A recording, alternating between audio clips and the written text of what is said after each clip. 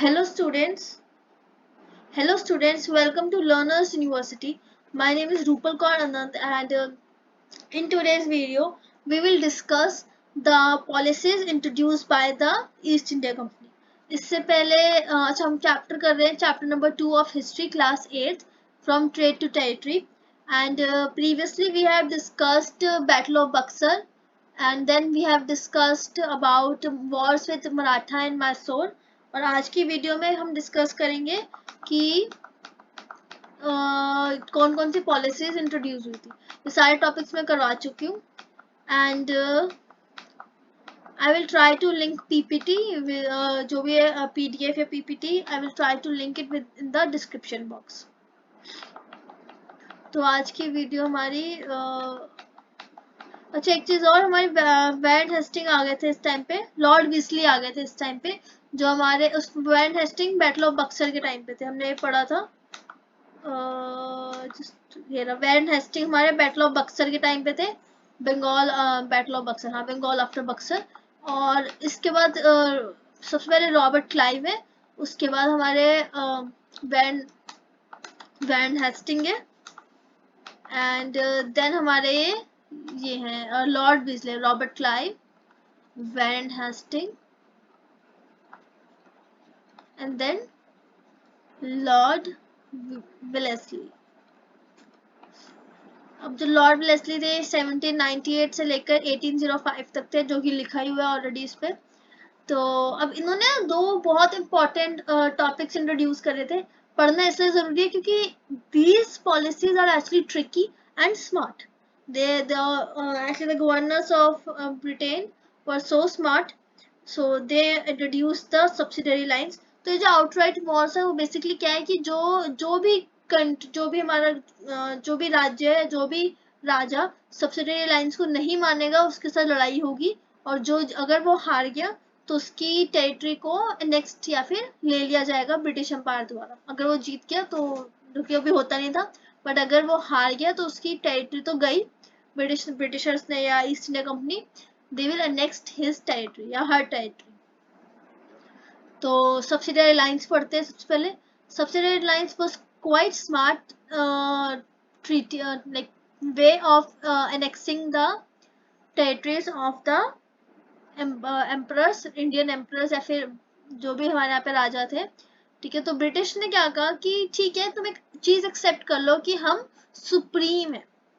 Britishers ने कहा Indian जो राजास थे या फिर जितने रूलर्स इंडिया में थे उस टाइम पे अलग अलग, जैसे झांसी की रानी, झांसी में जो रूल कर रहे थे या जो अलग अलग जगहों पे रूल कर, कि इंडिया में बहुत ज्यादा उस टाइम पे राजा थे, प्रिंसली स्टेट्स थे। तो सब उनको बोला कि ठीक है तुम एक्सेप्ट कर लो कि हम सुप्रीम है और आप हमारे साथ एक सब्सिडरी अलायंस बना दो। अब एक बार ये चीज एक्सेप्ट कर लोगे तो हम सुप्रीम है तो हम आपको प्रोटेक्ट करेंगे। प्रोटेक्ट किससे करेंगे?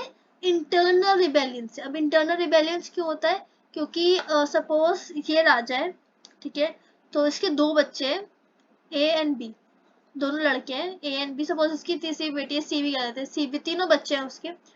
तो अब क्या हुआ, जब ये रीम मरा तो इन दोनों में एक राइवलरी हो गई कि कौन जीतेगा। सपोज ये राजा बन गया, ए राजा बन गया, अगर बी एक्सेप्ट कर लेता है कि ए राजा है तब तो well and good, but suppose A ने एक्सेप्ट नहीं, बी ने एक्सेप्ट नहीं किया कि ए को राजा बना दिया गया, तो ये होगी ना भाई भाई के बीच में लड़ाई, तो इंटरनल राइवलरी।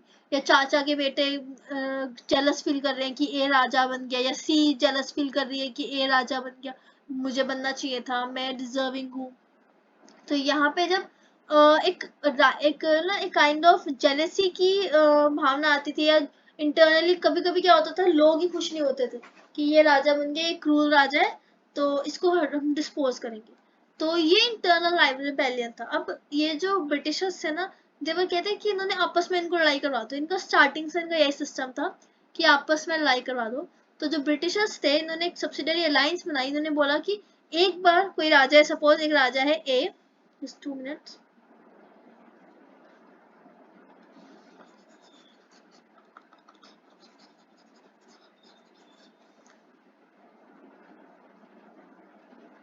सपोज इन्होंने कहा कि ए राजा है, ठीक है, तो इसने कहा तुम मान लो कि हम सुप्रीम है, हम तुम्हें बचाएंगे, हम तुम्हें अपनी पूरी सेना देंगे, we will give provide you army, we will protect you from internal, तुम्हारे तुम्हारे अपने ही चाचाताइयों से, इंटरनल रिबेलियन से, ठीक है। और ये थी सब्सिडियरी लाइन्स। और अगर तुमने एक्सेप्ट नहीं की ये चीज तो हम तुमसे लड़ाई करेंगे, और अगर तुम हार गए तो तुम्हारा जो टेरिटरी है वो ऑलरेडी हमारे पास है।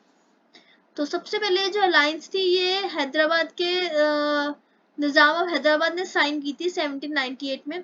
उसके बाद 1801 में साइन की नहीं थी, करवाई गई थी।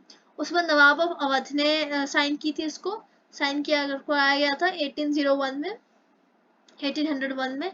और देन पेशवा बाजीराव सेकंड ने भी ये साइन करी थी बासेन में 1802 में। अब Indian rulers who signed the subsidiary treaty had to agree the following condition. Nothing comes without condition. Keep that in mind. तो ये जो subsidiary alliance बनाई थी तो इसमें क्या था कि हम आपको आर्मी तो प्रोवाइड करेंगे और आप मानेंगे कि हम सुप्रीम है. Like A have to accept कि Britishers are supreme and Britishers will provide, the East India Company will provide them army.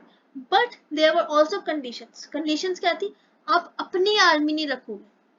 You won't have your own army.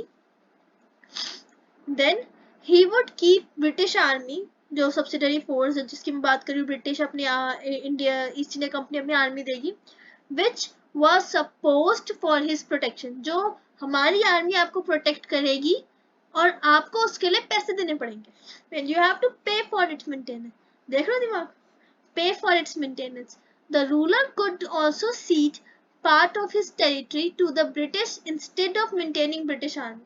और आप ये भी कर सकते हो कि आप हमें अपनी टेरिटरी दे दो और आप अपनी आर्मी रख लो, बस वो टेरिटरी हमें दे दो. Technically what they are trying to tell you is, यहीं पर समझा देती हूँ, what they are trying to tell you is कि this is A, this is British, they are trying to tell you कि आप अपनी आर्मी नहीं रखोगे, ठीक है, हम आपको आर्मी प्रोवाइड करेंगे, ठीक है, और वो आर्मी सब्सिडरी फोर्स कहलाएगी.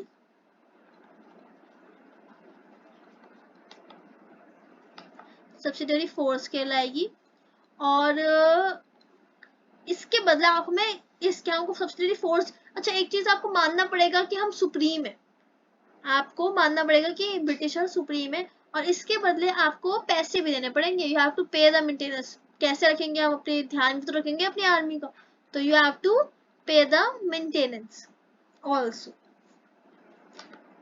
अच्छा, एक चीज और कि आप अपनी खुद की आर्मी समझा दिया ना, खुद की आर्मी रखेंगे. और एक चीज और, ठीक है, अभी खत्म नहीं हुआ सब्सिडरी लाइंस, तो इन लोगों ने अब खुद डिसाइड करना कि ये जो निजाम है, निजाम ऑफ हैदराबाद या जो नवाब ऑफ अवध है, they signed the treaty on their own or they were made to sign the treaty. Decide it yourself. Then one more thing, अब ये जो subsidiary alliance नहीं रख रहे, he used option of subsidiary alliance wherein the rulers of weak Indian states was compelled to accept permanent posting of the British forces. जो weak है उनको तो compel किया जाता है कि आप रखिए, किसी फोर्स डाला जाता था कि and you have to pay heavy subsidy for this option. आपको पेमेंट जो आपको आर्मी दे रहे हैं उसकी पेमेंट भी ज्यादा होती थी.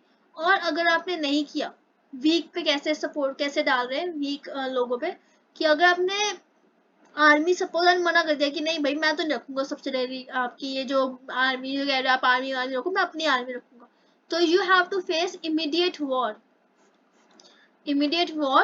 And these immediate wars were called as outright wars. तो यहाँ पे remember I told you two things, subsidiary war alliance and outright wars. ये लॉर्ड विस्ली की एक पॉलिसी थी बेसिकली, दूसरी outright wars थी. तो ये उनका आइडिया था. आई होप सब्सिडियरी लाइन्स आपकी क्लियर हो गई हो. अगला मैं एक और पढ़ाना चाहती हूँ इस वीडियो में कि डॉक्ट्रिन ऑफ लैप्स. मोस्टली लोगों ने सुना होगा और कहीं ना आपको ना नहीं है तो मैं समझा ही रही हूँ, बट कोई हल्की हल्का आपको पता होगा कि डॉक्ट्रिन ऑफ लैप्स होती क्या है. बट लेट मी अज्यूम कि किसी को नहीं पता है इसमें.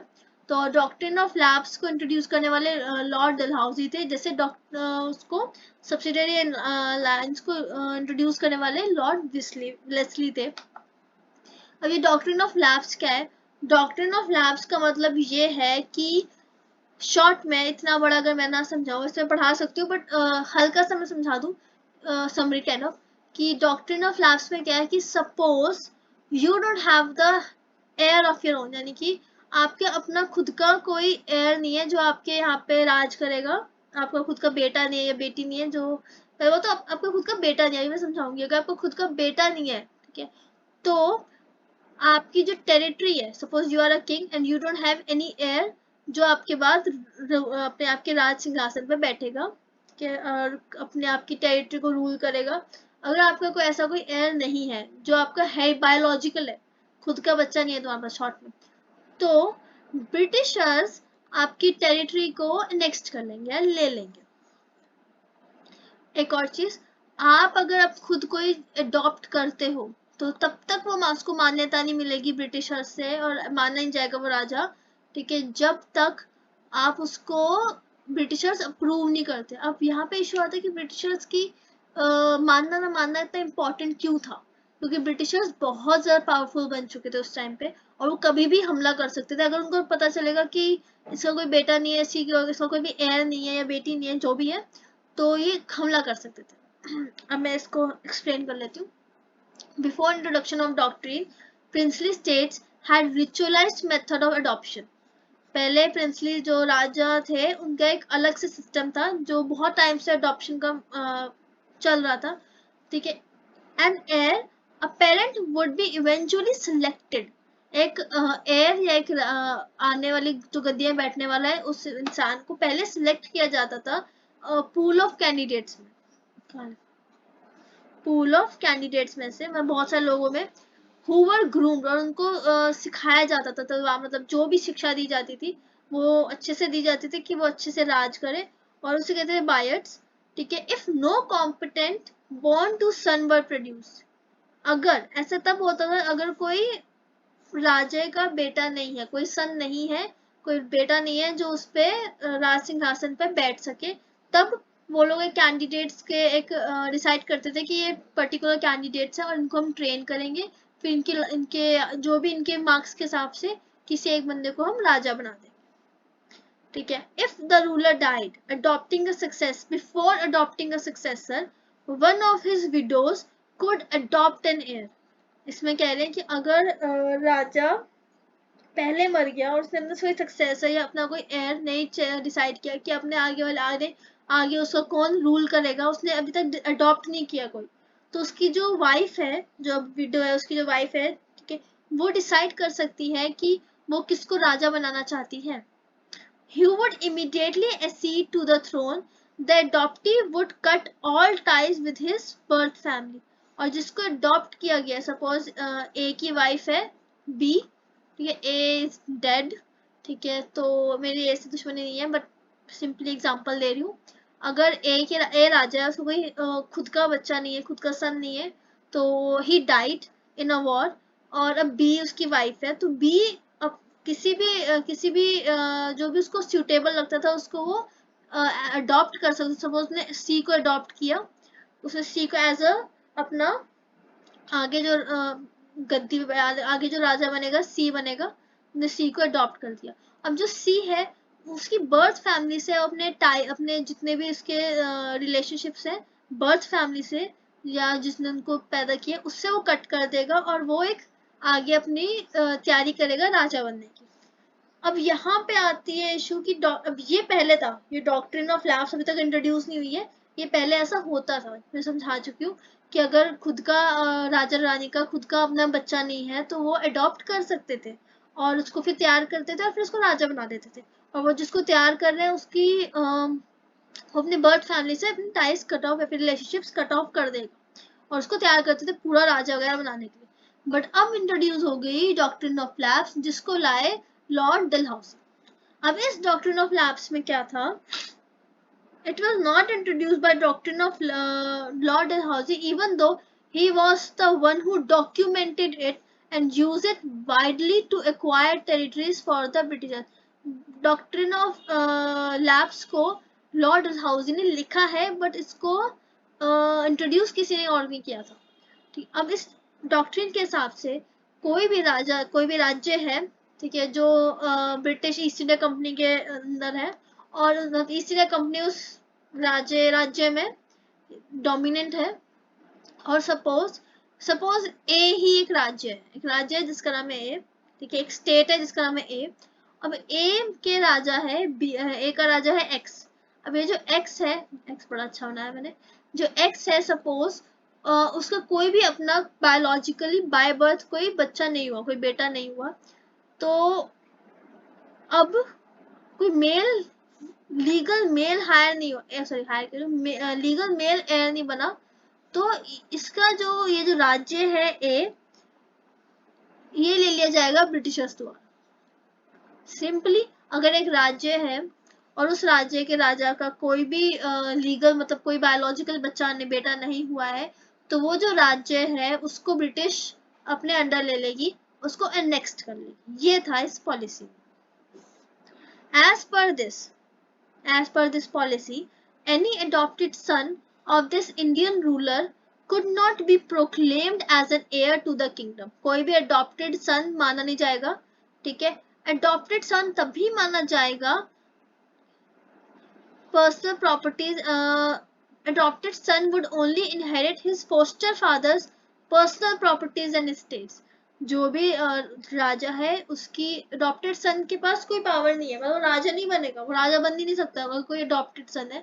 बस अगर कोई अडॉप्टेड सन है, किसी राजा ने एक बच्चे को अडॉप्ट किया है तो वो राजा नहीं बन सकता, बट हाँ उसकी पर्सनल प्रॉपर्टी छोटी मोटी जो उसकी अपने पर्सनल उसने जो पैसे वैसे रखे हैं उसको उसका वो हकदार है, उसको वो मिल जाएंगे। और adopted son would also not entitled to any pension, कोई पेंशन भी नहीं मिलेगी उसको कि उसके फादर के डेथ के बाद जैसे पहले मिल रही थी, that his father had been receiving or any of his father's titles. This challenged the Indian rulers long held authority to appoint the heir of their choice. अब इससे क्या हुआ, कोई भी राजा, कोई भी जो वो है राजा अपने हिसाब से अपने किसी भी अडॉप्ट नहीं कर सकता था किसी भी बच्चे को। ये था डॉक्ट्रिन ऑफ लैप्स में। और आपने बहुत फेमस कहानी सुनी होगी झांसी की रानी की, यही डॉक्ट्रिन ऑफ लैप्स उसमें लगी थी। तो बहुत सारे राज्यों में लगी हुई थी डॉक्ट्रिन ऑफ लैप्स, जिसमें अगर उनका कोई मेल एयर नहीं होता था तो वो एनेक्स्ट हो जाती थी। ये सब जो है आपकी बुक में लिखा हुआ है, तो आप एक बार मुझे कमेंट्स में बताइए कि वो कौन कौन से राज्य थे जिसपे डॉक्ट्रिन ऑफ लैप्स लग गई थी और अप्लाई हो गई थी, और वहां पे उनके जो राज्य हैं वो ब्रिटिशर्स ने एनेक्स्ट कर लिए या ले लिए। आई होप आपको समझ में आई हो। आज हमने डॉक्ट्रिन ऑफ लैप्स डिस्कस करी है और सब्सिडियरी लाइंस डिस्कस करी है, और हमने आउटराइट वॉर्स डिस्कस किए।